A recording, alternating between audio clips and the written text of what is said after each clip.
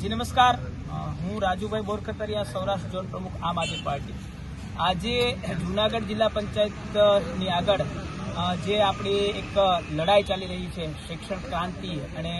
સોનમ વાંગચુકજી અને દિલ્હી જંતર મંતર ઉપર જે માંગ સાથે લડાઈ ચાલી રહી છે, એના સમર્થનમાં જે ઘટના બની, સોનમ વાંગચુકજીને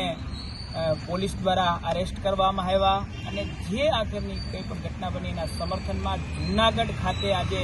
એક મોટી સંખ્યામાં યુવાનો પોતાનો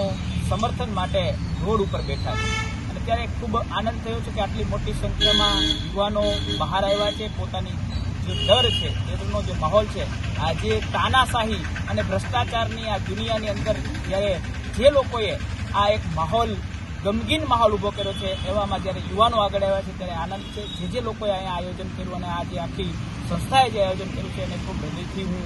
આપણને અભિનંદન આપું છું અને સાથોસાથ અમે